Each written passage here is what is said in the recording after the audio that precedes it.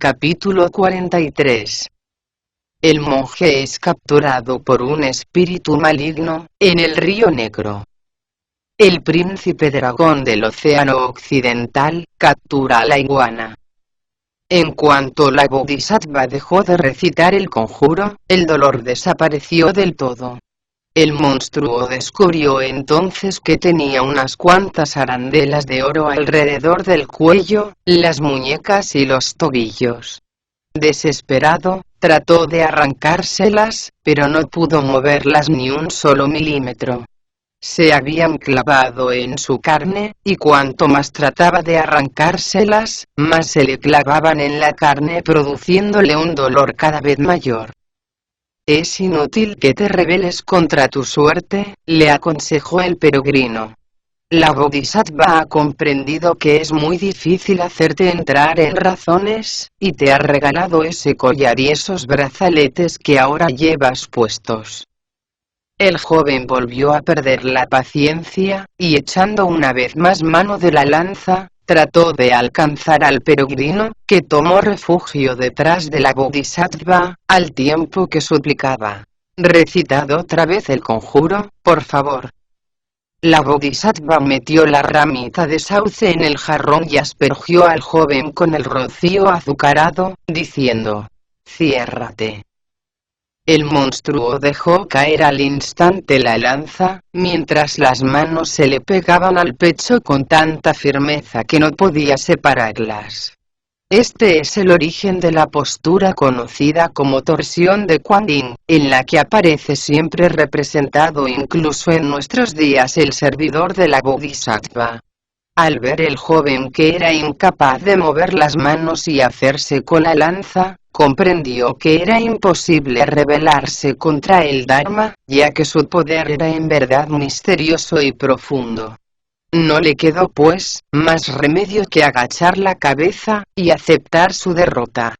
La bodhisattva recitó entonces unas cuantas palabras mágicas y sacudió ligeramente el jarrón. Las aguas del océano volvieron a meterse en él, sin que se desperdiciara una sola gota. «Como ves», dijo la bodhisattva al peregrino, «este monstruo ha sido dominado, pero aún conserva algo de su primitivo natural. Es preciso por tanto, que le lleve conmigo a la montaña Potalaka, y le haga hacer una promesa con cada paso que dé. Tú vete a la caverna, y libera de una vez a tu maestro». «Gracias por haber aceptado venir a un sitio tan alejado de vuestras residencia», contestó el peregrino echándose rostro en tierra y golpeando repetidamente el suelo con la frente. «Si esperáis un poco, os acompañaré, al menos en parte, en el viaje de vuelta».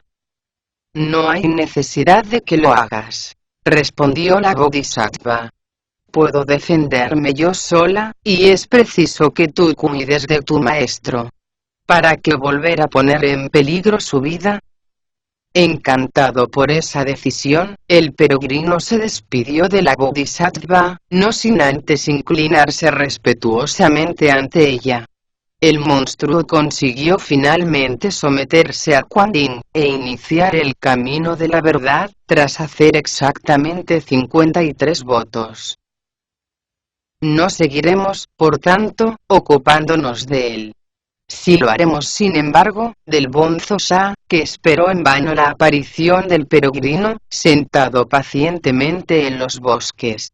Por fin no pudo aguantarlo más, y agarrando el caballo y el equipaje, abandonó el bosque de pinos y se dirigió hacia el sur. Afortunadamente, no tardó en toparse con el peregrino, y le preguntó en tono recriminatorio: «¿Cómo has tardado tanto en volver? Casi me muero de impaciencia, de tanto esperar en balde». «¿Se puede saber de qué estás hablando?», replicó el peregrino. «No es tanto lo que he tardado, máxime teniendo en cuenta que no solo he conseguido la ayuda de la bodhisattva, sino también la liberación de nuestro maestro». Y le contó con todo lujo de detalles cómo la bodhisattva había desplegado su poderoso Dharma. «En ese caso, ¿a qué esperamos?». exclamó el Bonzo Sa, loco de contento. Vayamos cuanto antes a liberar a nuestro maestro. Después de dejar atrás el arroyo, se dirigieron a toda velocidad hacia la entrada de la caverna una vez atado el caballo en un sitio seguro. No tardaron en exterminar a todos los diablillos, lo cual les permitió bajar la bolsa de cuero en la que estaba encerrado Bachi, que preguntó al peregrino después de darle las gracias. ¿Dónde está ese monstruo? Me gustaría clavarle unas cuantas veces mi tridente por todo lo que me ha hecho sufrir. Creo que es mejor que liberemos primero al maestro, opinó el peregrino. Y los tres se dirigieron a la parte de atrás de la caverna, donde encontraron al monje tan atado, desnudo y llorando lastimosamente. El Bonzo Sa corrió a desatarle, mientras el peregrino buscaba unas ropas decentes. En cuanto se hubo vestido, los tres se echaron rostro en tierra y dijeron: «¿Cuánto debéis haber sufrido, maestro?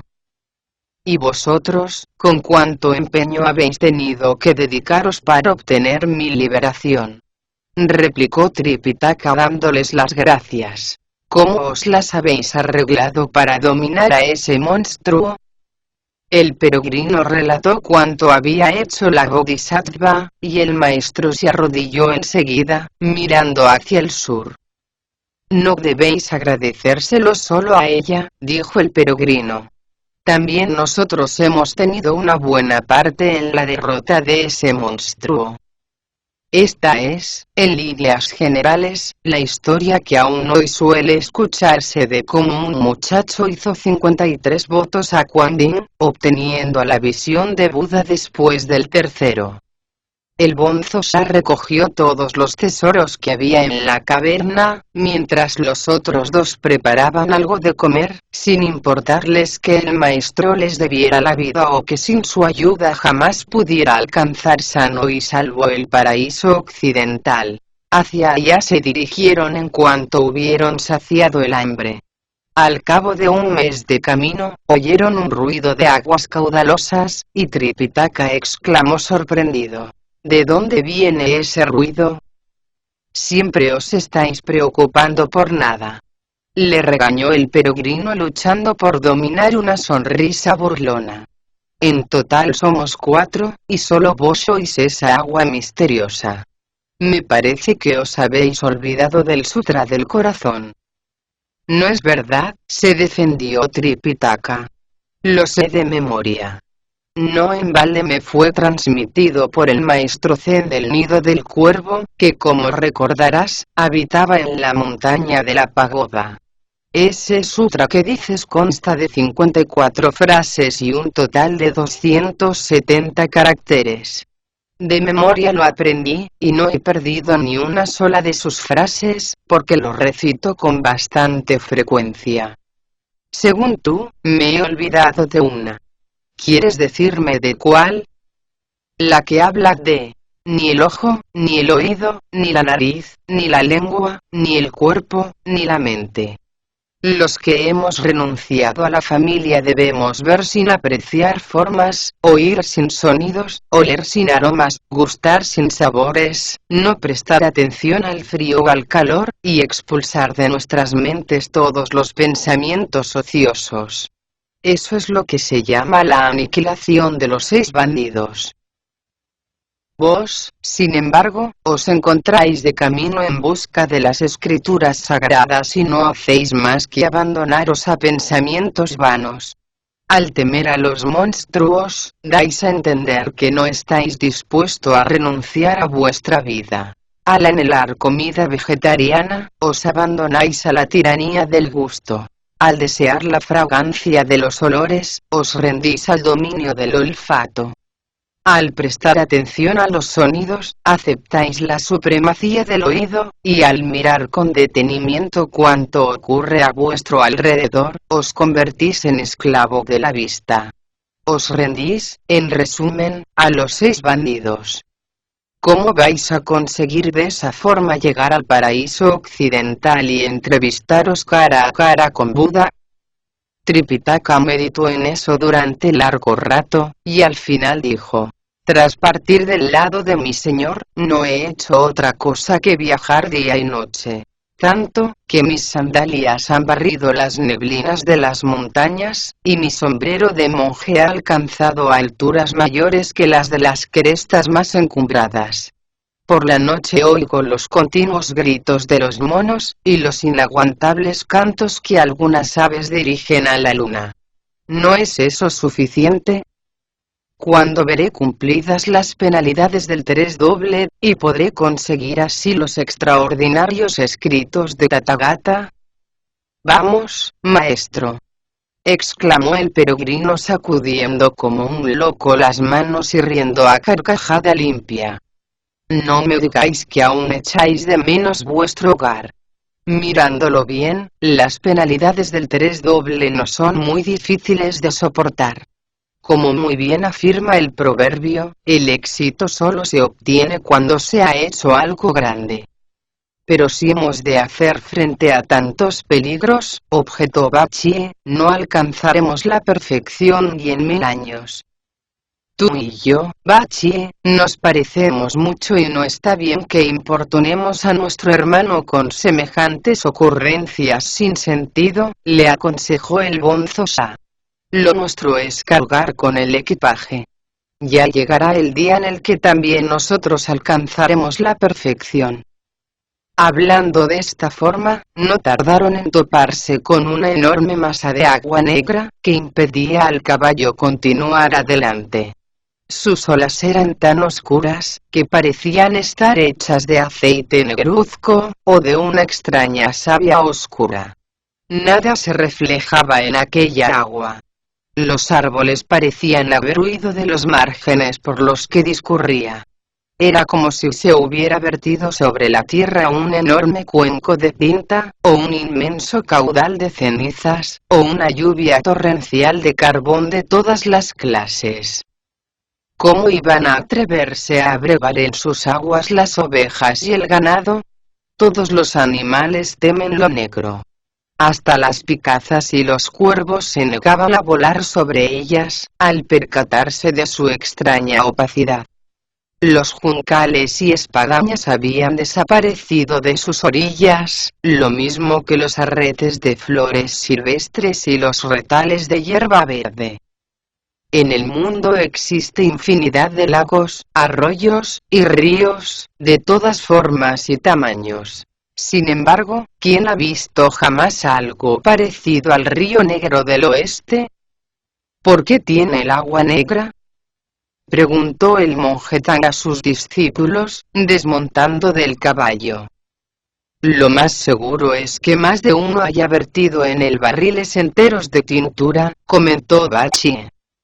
O sus pinceles, o la tinta de escribir, añadió el bonzo Sha. Dejad de perder el tiempo en especulaciones inútiles, sugirió el peregrino. Lo que tenemos que hacer es llevar al maestro a la otra orilla. A mí no me costaría gran cosa cruzar este curso de agua, dijo Bachie. Solo tendría que montar en una nube y, en menos que uno se traga un grano de arroz, estaría ya en la otra orilla. Anda exclamó el bonzo Sha. También yo podría hacerlo, e incluso más rápido que tú. Es claro que para nosotros no entraña la menor dificultad, confirmó el peregrino. Pero no es ese el caso de nuestro maestro. ¿Sabéis qué anchura tiene este río?, preguntó Tripitaka. Alrededor de 10 kilómetros, respondió Bachie. Bueno, no es tanto como yo creía, afirmó Tripitaka. ¿Habéis decidido ya quién de vosotros va a cargar conmigo? Bachie, contestó el peregrino, sin rechistar. Yo no puedo, se defendió Bachie.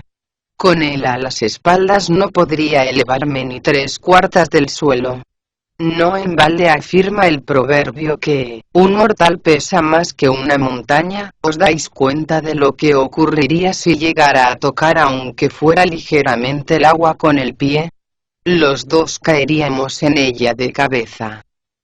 Mientras discutían de esa forma, vieron acercarse a un hombre montado en un bote pequeño.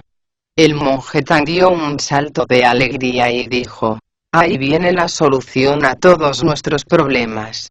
Pedidle a ese hombre que nos lleve en su barca a la otra orilla. Tú, barquero, gritó el bonzo Sha con todas sus fuerzas, pásanos a la otra parte del río. Esta no es una barca de pasajeros, respondió el hombre. ¿Cómo quieres que cargue con todos vosotros? No hay cosa mejor bajo las estrellas que hacer el bien a los demás, afirmó el bonzo Sha con cierta solemnidad. Admito que tu barca no sea de pasajeros, pero tampoco nosotros somos personas corrientes. Como habrás observado, pertenecemos a la familia de Buda, y vamos en busca de escrituras sagradas por expreso deseo del emperador de las tierras del este. Si accedes a llevarnos a la otra parte del río, gozarás para siempre de nuestra gratitud. El hombre remó entonces hacia la orilla, y cogiendo el remo en una mano, dijo en tono respetuoso: mi barca es muy pequeña y vosotros sois muchos. ¿Cómo voy a transportaros a todos a la otra orilla? Tripitaka se acercó a la embarcación y comprobó que se trataba de una simple canoa hecha de un tronco horadado de árbol. Difícilmente podían sentarse en él dos personas, aparte del barquero. ¿Qué podemos hacer?, preguntó Tripitaka un tanto desalentado. Tendremos que hacer 2 viajes, comentó el bonzo Sha. Wuching y tú, sugirió al punto Bachie dirigiéndose al peregrino, quedaos aquí con el caballo y el equipaje, mientras acompaño al maestro a la otra orilla. Después cruzará el bonzo Sha con todas nuestras cosas. Tú puedes hacerlo por el aire, ¿de acuerdo? Me parece perfecto, comentó el peregrino sacudiendo la cabeza. El idiota ayudó al monje Tang a montar en el barco, y el barquero se dispuso a cruzar la corriente de agua. Cuando llegaron justamente al centro del río, se levantó un viento tan huracanado, que el agua saltó por los aires, oscureciendo el cielo y sumiendo el sol en una profunda oscuridad. Las olas de hecho eran tan altas como edificios de más de 1000 plantas, y se adentraban orgullosas en el oscuro mundo de las nubes de tormenta. Los remolinos de arena que levantaba, eran como saetas que iban poco a poco arrancando al sol su luminosidad. A ambos lados del río los árboles se desplomaban, produciendo un ruido desgarrador que hacía estremecer al mismísimo cielo. Los mares y océanos se vieron forzados a abandonar sus lindes, y hasta los dragones tuvieron que abandonar sus mansiones, presa del pánico. Por doquier flotaba el barro, y las flores se desvanecían como seres de otro mundo. El rugido del viento recordaba las tormentas primaverales. Era tan intenso, que a veces traía a la mente la fiereza de un tigre atacado por el hambre. Los cangrejos, tortugas, gambas, y peces, hubieron de abandonar a toda prisa sus guaridas, mientras las aves salvajes veían desesperadas cómo sus nidos desaparecían a lomos del viento. Todos los marineros de los 5 lagos perecieron en aquel vendaval. Los habitantes de las costas de los 4 mares, siguieron mejor suerte, aunque sus vidas se vieron constantemente en peligro. Los barqueros que cruzaban en aquel momento los ríos, parecían pajas aventadas por un torrente. ¿Cómo podía ser de otra forma, si hasta los pescadores se veían incapaces de recobrar sus anzuelos? Las tejas y ladrillos abandonaban las casas a las que pertenecían, como si de hijos desagradecidos se tratara, y muchas de ellas se derrumbaban lastimosamente. El huracán era tan fiero, que el cielo y la tierra se echaron a temblar, y el monte Tai vio sacudidas sus raíces. Tan formidable viento fue levantado por el barquero, que en realidad era un monstruo que moraba en aquel extraño río negro. Impotentes, el peregrino y el bonzo Sha vieron cómo Bachie y el monje Tang se hundían en el agua, junto con la barca y el hombre que la gobernaba. Al poco rato no quedaba de ellos el menor rastro. ¿Qué podemos hacer?, exclamaron con dolor, clavados literalmente en la orilla. A cada paso que da el maestro se topa con una dificultad mayor que la anterior. Apenas acaba de librarse de un monstruo sanguinario, y ya está otra vez en manos de una criatura desconocida que mora en estas extrañas aguas negras. A lo mejor no se trata de un monstruo, y el barco se ha hundido sin más, sugirió el bonzo Sha. Es posible que un poco más abajo encontremos rastros de tan peculiar naufragio. No lo creo, contestó el peregrino. Bachie es un excelente nadador, y si la barca se hubiera simplemente hundido, habría salvado al maestro trayéndole a la orilla. Creo haber descubierto en ese barquero algo realmente malvado. No me cabe la menor duda de que fue él el que levantó ese viento, con el único propósito de arrastrar al maestro hasta su guarida. Si tan seguro estabas de ello, le echó en cara el bonzo Sha, ¿por qué no lo dijiste? Quédate tú cuidando del equipaje y el caballo, mientras me lanzo al agua a ver lo que ha ocurrido realmente. No creo que debas hacerlo, le aconsejó el peregrino. Tiene un color muy peculiar y puede resultar un poco peligroso. No tanto como el río de arena, te lo aseguro, replicó el bonzo Sha. Estoy capacitado para lanzarme a ir y a donde sea. No había acabado de decirlo, cuando se había quitado ya la camisa y las medias. Con idénticas rapidez se hizo con su báculo de dominar monstruos, y se lanzó valientemente a la corriente. No le costó abrirse camino por el agua, haciéndolo con tanta seguridad como si se hallara en tierra firme. Al poco rato le pareció oír a alguien hablando, y dirigió sus pasos al lugar del que provenían las voces. Fue así como descubrió una construcción, en cuya puerta podía leerse escrito en grandes caracteres: Garganta de Anjian, morada del dios del río negro. Era la voz de tan singular personaje la que decía a sus súbditos: he pasado por tiempos realmente difíciles, pero puedo aseguraros que acabo de encontrar algo auténticamente valioso. El monje que he capturado es alguien que se ha dedicado a la práctica de la virtud durante más de 10 reencarnaciones seguidas. Con tal de que pruebe un poco de su carne, veré alargada considerablemente mi vida, y jamás envejeceré. He estado esperándolo durante muchísimo tiempo, y hoy por fin he visto satisfecho mi sueño. Traed las jaulas de hierro y cocinad al vapor a estos monjes, mientras voy a cursar una invitación a uno de mis tíos, que cumple los años uno de estos días. Al oírlo, el bonzo Sha no pudo controlarse, y echando mano del báculo, empezó a aporrear la puerta, sin dejar de gritar: ¡maldito monstruo! Deja en libertad inmediatamente a mi maestro, el monje Tang, y a mi hermano Bachie. Los diablillos que guardaban la puerta se sintieron tan desconcertados, que corrieron a informar a su señor, diciendo: la desgracia se ha abatido sobre nosotros. ¿Se puede saber de qué desgracia estáis hablando?, les preguntó el monstruo. Ahí afuera, contestaron ellos, hay un monje de aspecto muy extraño que no deja de aporrear la puerta de vuestra mansión, exigiendo que pongáis inmediatamente en libertad a esos 2 que habéis capturado. El monstruo ordenó que le trajeran al punto su armadura.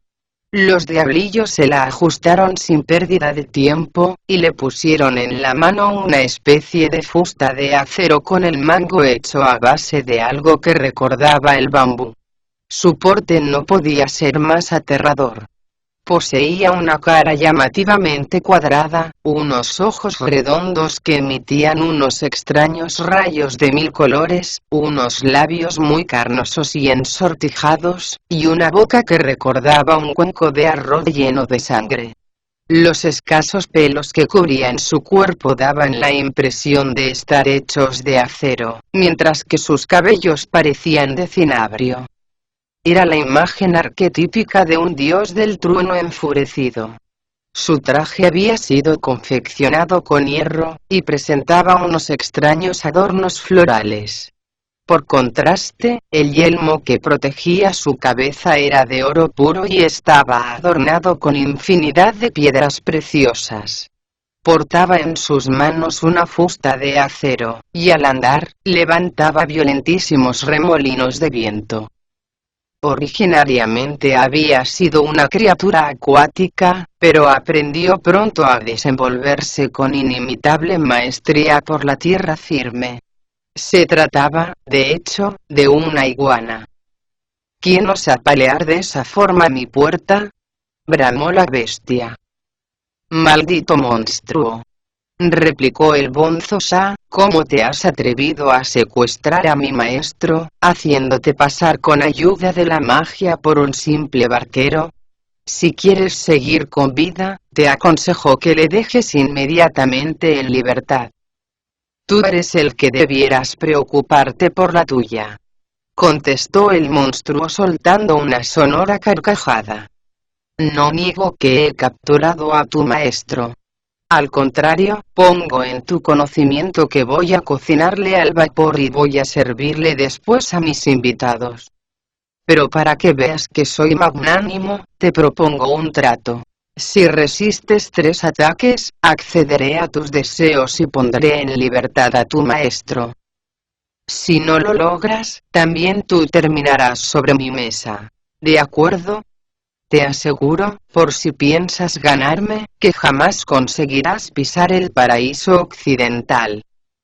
Enfurecido, el bonzo Sha levantó el báculo y lo dejó caer con todas sus fuerzas sobre la cabeza del monstruo, que logró detener a tiempo el golpe con su fusta de acero. Dio comienzo así una terrible batalla en el fondo de aquel extraño río. Los dos se lanzaron a la lucha con inusitada fiereza, dispuestos a obtener la victoria.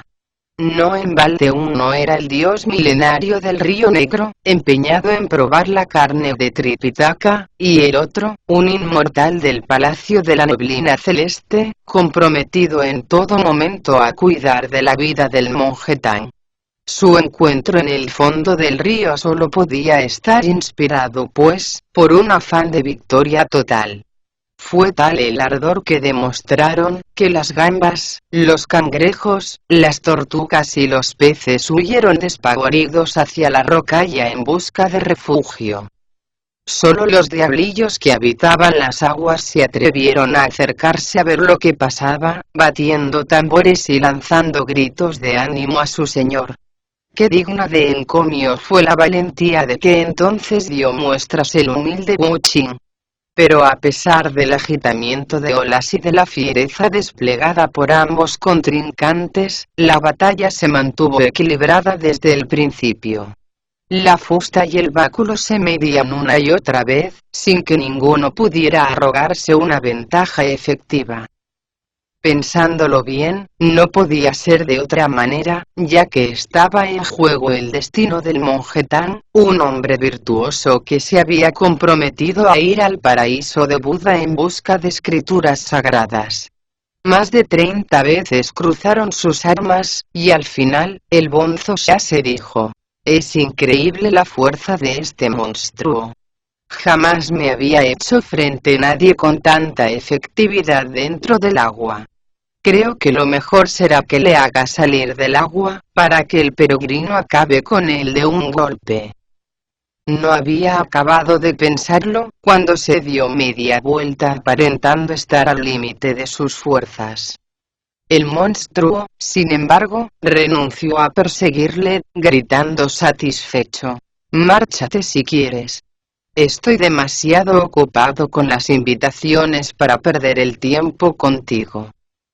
Hondamente preocupado, el bonzo se saltó del agua y dijo al peregrino con la respiración entrecortada: esa criatura es de las más crueles que existen.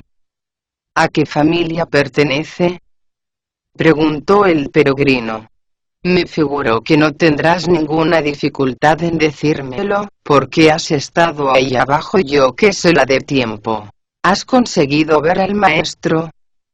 Ahí abajo, explicó el bonzo Sha, hay una extraña construcción, en cuya puerta puede leerse escrito en grandes caracteres: Garganta Anjan, morada del dios del río negro. Me llegué hasta ella y oí como alguien ordenaba a unos diablillos que metieran en una jaula de hierro a Bachi y al maestro, y los cocinaran al vapor. La bestia parecía interesada en ofrecérselos como banquete de cumpleaños a un tío suyo. Tan descabellado plan me hizo perder la paciencia y me lancé contra la puerta, aporreándola con mi báculo sin parar.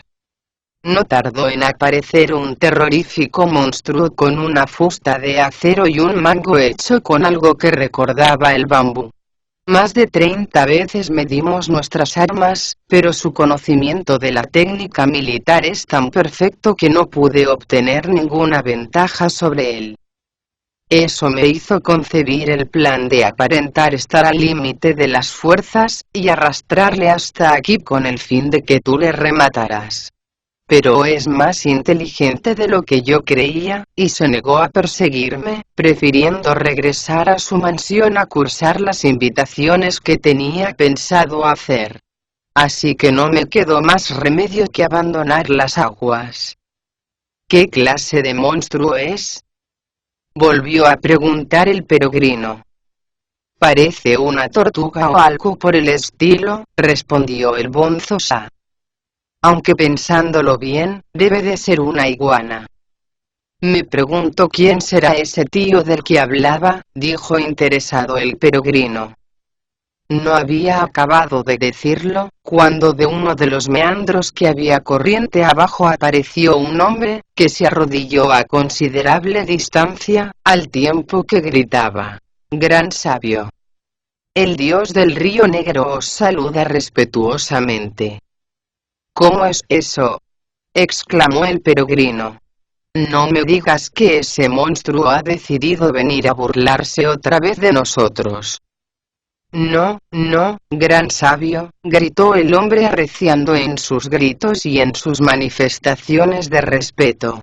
«Yo no soy ningún monstruo, sino el auténtico dios de este río. El mes quinto del año pasado, aprovechándose de la marea alta, llegó hasta aquí, procedente del océano occidental, y me retó con insultos y amenazas.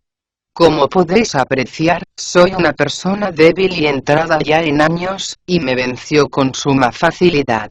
Tras mi derrota no le costó apoderarse de mi residencia oficial, la garganta de Anjan, matando a infinidad de criaturas acuáticas que permanecían fieles a mi autoridad. No me quedó más remedio pues, que presentar una querella contra él, sin sospechar que el rey dragón del océano occidental fuera nada más y nada menos que su tío carnal.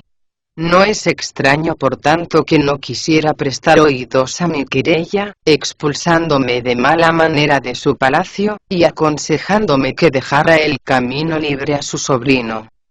Solo me quedaba acudir al cielo, pero, ¿cómo iba el emperador de Jade a conceder audiencia a un dios tan insignificante como yo? Cuando más desesperado estaba, oí decir que andabais por aquí, y decidí venir inmediatamente a veros. Os suplico, gran sabio, que no hagáis oídos sordos a mis quejas, y me prestéis toda la ayuda que preciso para vengar la afrenta de la que he sido objeto. O sea, concluyó el peregrino, que según tú, el rey dragón del océano occidental es culpable de colaboracionismo. No sé si lo sabrás, pero ese monstruo acaba de apoderarse de mi maestro y de uno de mis hermanos, con la intención de cocinarlos al vapor y ofrecérselos a su tío como regalo de cumpleaños. Ha sido una suerte que hayas aparecido en el momento más oportuno. Si no te importa, quédate aquí vigilando con el Bonzo Sha, mientras voy en busca del Rey Dragón. Espero que no se niegue a poner orden. De lo contrario, puede salir él mismo bastante mal parado. No sabéis cuánto os lo agradezco, gran sabio, exclamó emocionado el dios del río. El peregrino montó en una nube y se dirigió directamente al océano occidental. No tardó en llegar a su destino, y tras hacer el signo para separar las aguas, se adentró en ellas con la misma facilidad que si se encontrara en tierra firme. Al poco tiempo vio surgir de las profundidades un pez negro que llevaba una pequeña caja de oro. El peregrino cogió la barra de hierro y le asestó un golpe terrible en la cabeza.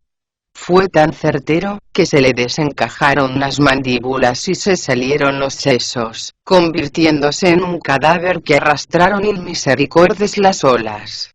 El peregrino abrió la caja, y vio que en su interior había una invitación que decía: «Vuestro indigno sobrino, la iguana limpia, toca en señal de respeto 100 veces seguidas el suelo con la frente y os hace llegar todo el cariño que siente por tan respetable señor.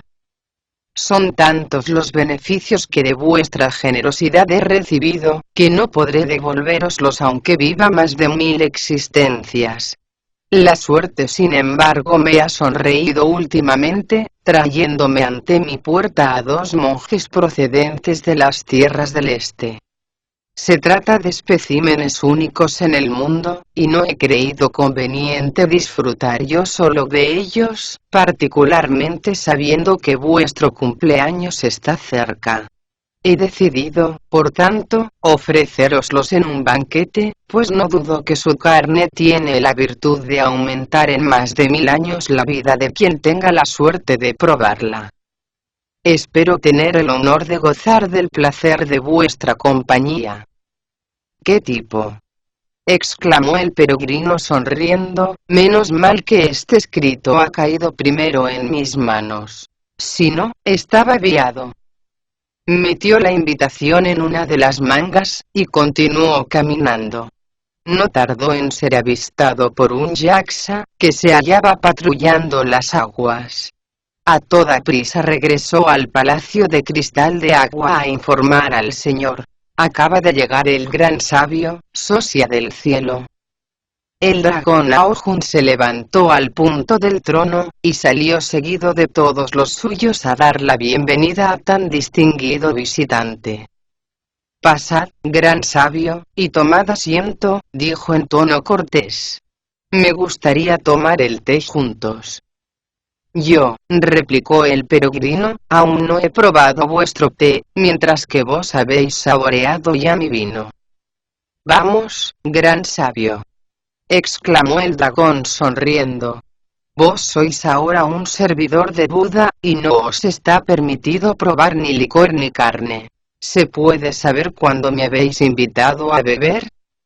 «No he querido decir que hayamos bebido juntos», explicó el peregrino, «sino que habéis cometido un crimen de alguna manera, relacionado con la bebida». «¿De qué se trata?», preguntó el dragón, alarmado. Ni tímido ni corto ni perezoso, el peregrino sacó la invitación y se la puso en sus manos. El dragón la leyó a toda prisa y sintió cómo le abandonaban las fuerzas. En el culmen de su abatimiento, se dejó caer de rodillas, y empezó a golpear el suelo con la frente, al tiempo que decía: «Perdonadme, gran sabio. El autor de esa carta es el 9º hijo de mi hermana. Su padre cometió un error de cálculo a la hora de dejar sueltos los vientos y esparcir la lluvia, por lo que fue condenado por los jueces celestes a morir decapitado en un sueño a manos de Wei Chen. Mi hermana no tenía a dónde acudir, y yo me hice cargo de ella. Hace 2 años cogió una extraña enfermedad, y murió dejando huérfano a ese pobre muchacho. Como no tenía ningún feudo, aconsejé que fuera al Río Negro y allí se dedicara a la práctica de la virtud, para que pudiera convertirse en un auténtico inmortal. Jamás sospeché que pudiera cometer crímenes tan espantosos como los que aquí se mencionan. Ahora mismo voy a enviar a alguien a arrestarle. ¿Cuántos hijos tuvo vuestra hermana?, preguntó el peregrino. ¿Se ha convertido alguno en monstruo a lo largo de estos años?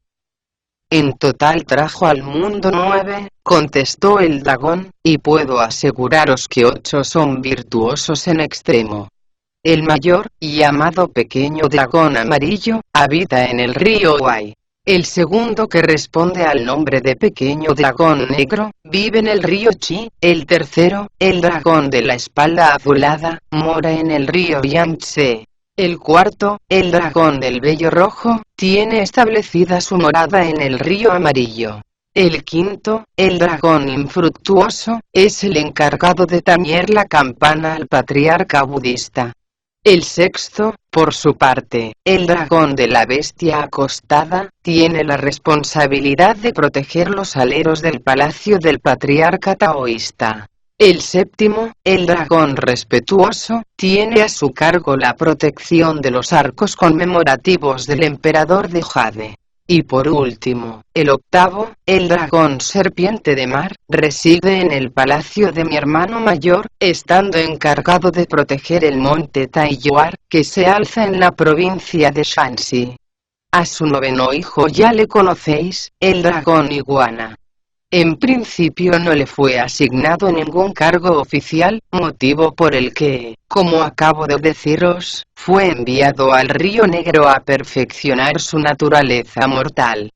Tenía pensado trasladarse a un puesto de mayor responsabilidad, en cuanto hubiera avanzado lo suficiente por ese camino.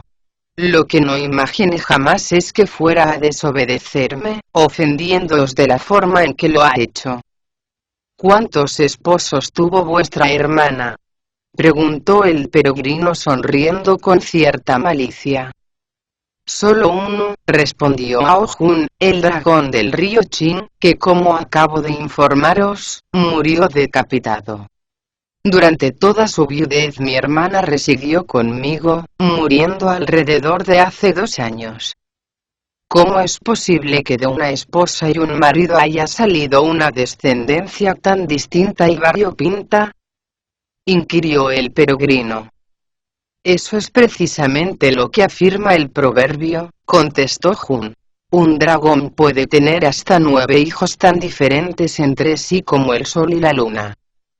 He de confesar, reconoció el peregrino, que estaba tan furioso, que ahora mismo iba a presentar una querella contra vos ante la corte celestial, aportando esta invitación como prueba.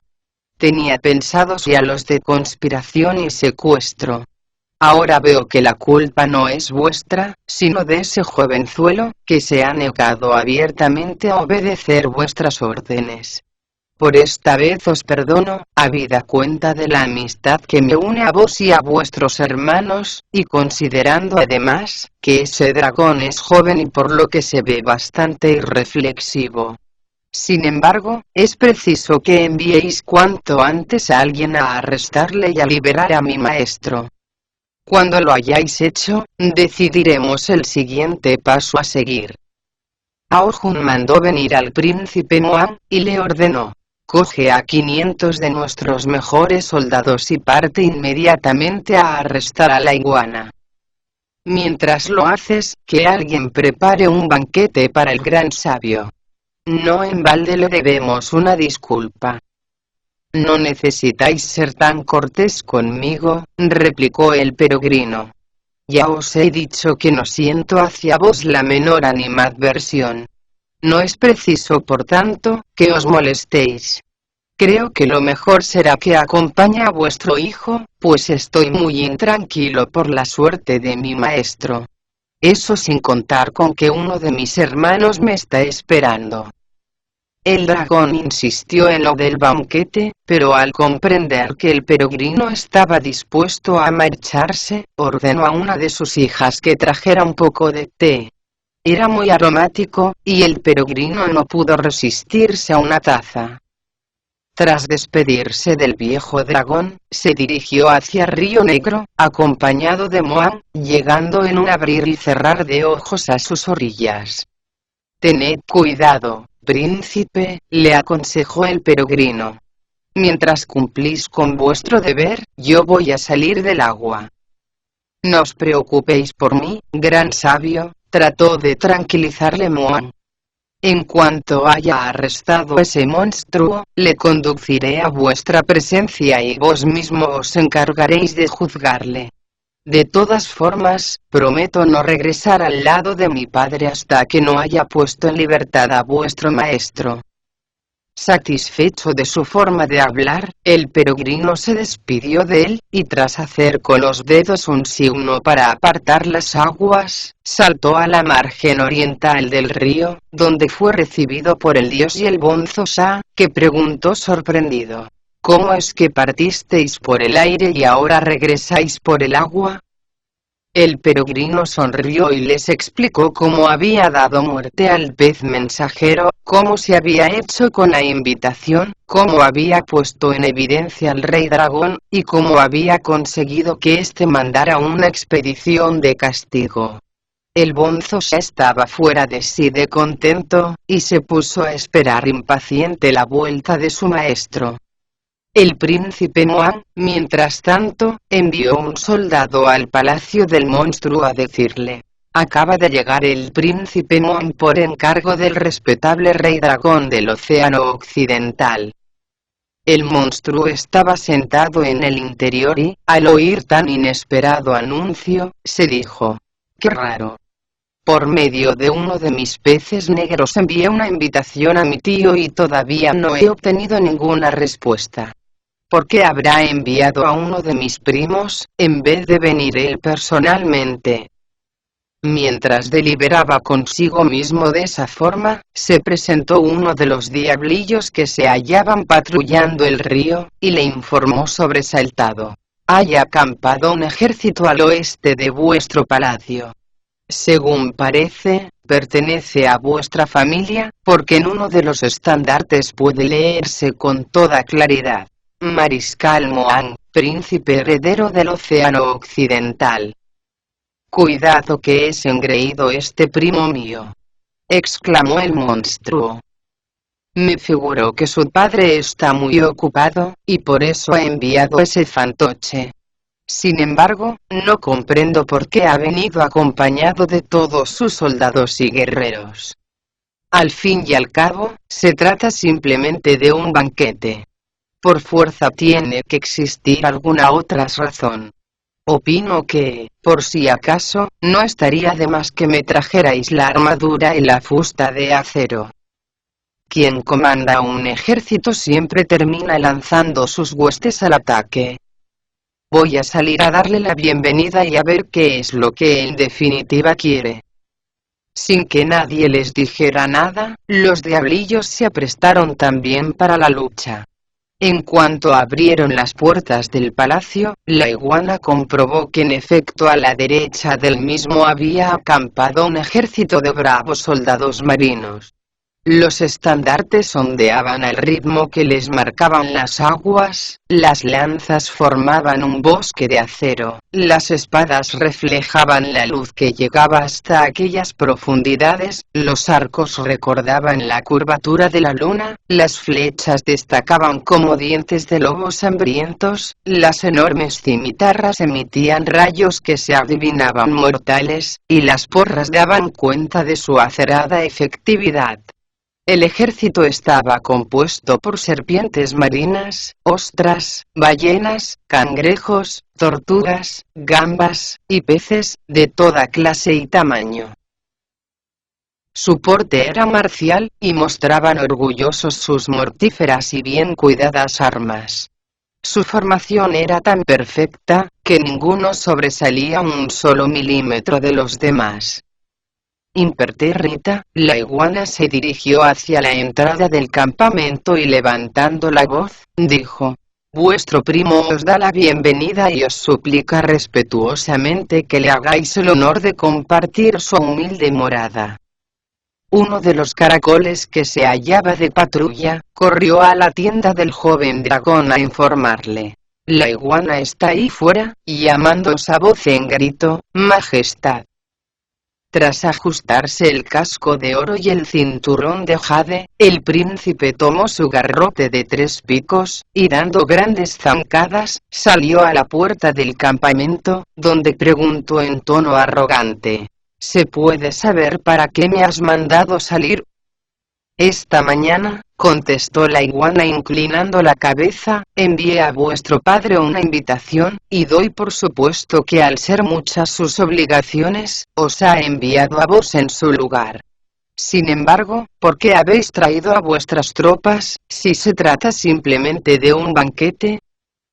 Perdonadme, pero no acabo de entender por qué en vez de entrar en mi humilde palacio, acampáis delante de él. Es más, salís a mi encuentro con armadura ceñida y un arma mortal en vuestras manos. ¿A qué obedece semejante despliegue de fuerza? ¿Quieres decirme qué te indujo a invitar a venir a tu tío? Preguntó a su vez el príncipe. Por supuesto que sí, respondió la iguana. A él le debo cuanto soy, y eso es algo que no olvidaré jamás. Además, hace muchísimo tiempo que no le veo, y quería expresarle todo el cariño que por él siento, invitándole a participar de lo único valioso que poseo. El caso es que ayer cayó en mi poder un monje procedente de las tierras del este, que según tengo entendido, se ha dedicado a la práctica de la virtud durante 10 reencarnaciones seguidas. Es tan especial, que si alguien prueba su carne, verá alargada considerablemente su vida. Ese es el motivo por el que deseaba ofrecérsele a mi respetable tío con motivo de su cumpleaños. Cuidado que eres irresponsable. Le echó en cara el príncipe. ¿Sabes quién es ese monje? Sí, admitió la iguana. Proviene de la corte de los Tang, y se dirige hacia el paraíso occidental en busca de escrituras sagradas. Ya veo que conoces algo de él, comentó el príncipe. ¿Pero qué me dices de sus discípulos? Uno se llama Tsubachi y tiene el morro muy protuberante, contestó el monstruo. Ha caído también en mi poder, y tenía pensado servirle al mismo tiempo que al monje Tang. Otro responde al nombre de Bonzo-sa, un tipo cetrino y de aspecto un tanto siniestro, que posee un báculo muy especial. Precisamente vino a exigirme ayer liberación de su maestro, y le eché del río a cajas destempladas. Me bastaron unos cuantos golpes de esta fusta para hacerle huir como un cobarde. ¿Quieres explicarme qué tienen de especial esos 2 tipos? ¡Qué mal informado estás!, exclamó despectivo el príncipe. El monje Tang tiene otro discípulo. El gran sabio, Sosia del cielo, un inmortal de la gran mónada, que hace aproximadamente 500 años sumió el palacio celeste en una gran confusión. Ahora se ha convertido en el guardián del monje Tang, en su intento de llegar al paraíso occidental y hacerse con las escrituras sagradas. Actualmente responde al nombre de peregrino Sanukun, pues fue convertido personalmente por la misericordiosa Bodhisattva Kuan Yin, que habita en la montaña Potaraka. ¿Cómo se te ha ocurrido hacer lo que has hecho? ¿Acaso no sabes que el peregrino San acabó con tu mensajero, tomó la invitación y la llevó personalmente al palacio de cristal de agua, acusándonos a mi padre y a mí de conspiración y secuestro? Te aconsejo, por tanto, que dejes marchar a Bachi y al monje Tang, para que el gran sabio San olvide sus querellas, y la paz pueda seguir reinando en estas aguas. Si quieres seguir con vida, bastará con que le pidas disculpas. Te aseguro que si te niegas a hacerlo, serás arrojado del lugar que ahora habitas y caerás en poder de la muerte. ¿Cómo te atreves a decirme eso tú, que perteneces a mi misma familia? Bramó el monstruo, enfurecido. Es increíble que te pongas de parte de alguien totalmente ajeno a nosotros. ¿Estás loco, si crees que voy a dejar marchar al monje tan así como así? ¿Cuándo se ha visto en el mundo semejante cosa? Es posible que ese tal San-kun te produzca un miedo terrible, pero, ¿quién te ha dicho que yo sea tan cobarde como tú? Si posee tantos poderes como afirmas, que venga aquí y lo demuestre. Te prometo que si me resiste 3 ataques, pondré inmediatamente en libertad a su maestro. Pero si falla, que se vaya despidiendo de esta vida, porque le echaré también el guante y le cocinaré después al vapor. Te aseguro que esta vez no enviaré ninguna carta a mis parientes. ¿Quién me mandará a invitar a quien no sabe apreciar lo que vale un banquete? Cerraré las puertas de mi palacio y ordenaré a mis subalternos que canten y bailen, mientras yo ocupo el puesto de honor y como lo que me dé la gana. Nadie me impedirá jamás que pruebe la carne de ese monje. Monstruo ignorante, exclamó el príncipe. Jamás he visto a nadie más inconsciente que tú. ¿Qué quieres? ¿Enfrentarte cara a cara con él? ¿Piensas que iba a ponerme a temblar? Replicó el monstruo. Se volvió después a sus subordinados y les ordenó: traedme la armadura. Los diablillos que estaban tanto a su derecha como a su izquierda le ajustaron la armadura, y le hicieron entrega de la fusta de acero. Viendo que todo era inútil, los dos primos se dieron la vuelta y ordenaron a los suyos que hicieran sonar los tambores. La batalla que a continuación tuvo lugar fue totalmente diferente de la que horas antes había protagonizado el Bonzo Sa. Las banderas y estandartes ondeaban orgullosos, compitiendo en gallardía con las lanzas y hachas de guerra. Las puertas del palacio se abrieron de par en par, mientras se levantaba a toda prisa el campamento. La iguana y el príncipe Mon no tardaron en medir la fuerza de sus armas. Enardecidos por el bramido de los cañones y el continuo batir de los tambores, las fuerzas fluviales se enfrentaron en fiera batalla con las marítimas. Las gambas lucharon contra las gambas, los cangrejos se enfrentaron a los cangrejos, la ballena se tragó a la carpa rojiza, la brema acabó con el atún, el tiburón devoró al mujol, y la caballa, horrorizada, se dio a la fuga. La ostra se apoderó de la almeja, y al verlo, el mejillón se puso a temblar. Los bigotes de la pastinaca se mostraron tan duros y efectivos como una barra de acero. El pez espada no le iba a la zaga con su afilado apéndice, que recordaba una cuchilla bien afilada. El esturión perseguía a la anguila, mientras el salmonete trataba de dar caza a la sardina. Las aguas del río bullieron con los continuos ataques de seres que debían considerarse como hermanos. El fragor de la batalla era tal, que las olas crecieron considerablemente de altura.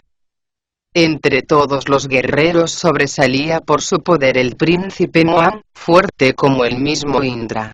Dando un grito, descargó un golpe terrible sobre la iguana, que había osado desafiar los designios del cielo. El príncipe había hecho un falso amago de huida, y el monstruo se había lanzado inmediatamente en su persecución. Pero el hijo del dragón se había dado la vuelta al poco, y había descargado sobre el brazo derecho de la bestia un golpe que le había derribado de inmediato al suelo. No contento con eso, le había propinado un segundo golpe que le había hecho rodar como una fruta madura. Los guerreros marinos no tuvieron más que atarle las manos a la espalda, agujerearle el esternón y cargarle de cadenas. De esta forma fue conducido hasta la orilla, para que le viera el peregrino San. Gran sabio, gritó satisfecho el príncipe dragón, como os había prometido, acabo de capturar a la iguana. Decidid ahora lo que ha de hacerse con ella. El peregrino pareció meditar durante unos segundos lo que iba a decir, y dirigiéndose al monstruo, afirmó con voz solemne: «No hiciste caso a lo que se te ordenó. Cuando tu respetable tío te dio permiso para vivir en este lugar, lo hizo con la intención de que te dedicaras a la práctica de la virtud y pudiera después confiarte un puesto de mayor responsabilidad. ¿Por qué expulsaste al dios del río de su palacio, maltratando a cuantos se opusieron a tus pretensiones? ¿Cómo se te ocurrió valerte de la magia para engañar a mi maestro? Merecías que te apaleara con esta barra de hierro. Es tan pesada que bastaría un simple golpecito para acabar con tu vida. Sin embargo, quisiera preguntarte antes algo. ¿En dónde has encerrado a mi maestro?» «No tenía ni idea de vuestra justa fama, gran sabio», contestó la iguana golpeando respetuosamente el suelo con la frente. «La verdad es que parece como si hubiera perdido el juicio. Ya veis, hace un momento me he enfrentado con mi primo, desoyendo a la moralidad y a la razón. Jamás olvidaré el gesto que habéis tenido conmigo, al perdonarme la vida. Vuestro maestro se encuentra atado en el interior de mi palacio. Si me libráis de estas cadenas, prometo ir a liberarle, considerándome honrado de poder devolvérosles sano y salvo». «No accedáis a esa petición, gran sabio», le aconsejó el príncipe Moan. «Es un monstruo para el que la palabra honor no encierra ningún sentido. Si le dejáis en libertad, maquinará algo realmente terrible». «Yo conozco bien su palacio», dijo el bonzo Sha. «Si queréis, puedo ir a buscar al maestro». El peregrino no tuvo nada que objetar. El bonzo Sha saltó a las aguas seguido del dios del río, y entraron juntos en el antiguo palacio del monstruo. Las puertas estaban abiertas de par en par. Todos los diablillos parecían haber desaparecido. Penetraron en el salón principal y vieron al monje Tang y a Bachie con las manos atadas a la espalda y totalmente desnudos. El bonzo Sha desató a toda prisa al maestro, mientras el dios del río hacía otro tanto con Bachie. Cargaron después con ellos y se lanzaron hacia la superficie. En cuanto Bachie vio en la orilla al monstruo cargado de cadenas, levantó el tridente gritando furioso con ánimo de acabar con él: «¡Maldita bestia! ¿Todavía quieres devorarme?». Afortunadamente el peregrino se lo impidió, diciendo: «No le mates. Hazlo por Ao Jun y su hijo». «Me temo que no puedo quedarme más tiempo a vuestro lado», dijo el príncipe Moan, después de darle las gracias. «Vuestro maestro ha sido felizmente liberado, y debo volver junto a mi padre con el prisionero. Aunque vos os habéis mostrado misericordioso con él, no dudo que mi padre le dará un castigo ejemplar. Os mantendremos informados al respecto, gran sabio. No podéis figuraros cuánto nos ha afectado este incidente». «Está bien», concluyó el peregrino. «Puedes marcharte cuando quieras. Saluda en mi nombre a tu padre, y dale las gracias por su inestimable cooperación». En un abrir y cerrar de ojos el príncipe se lanzó a las aguas, seguido del prisionero y de todas sus huestes. Mientras regresaban a toda velocidad al océano occidental, el dios del río negro se volvió hacia el peregrino y le dio las gracias, diciendo: «Estoy en deuda con vos, gran sabio, por haberme devuelto mi reino de agua».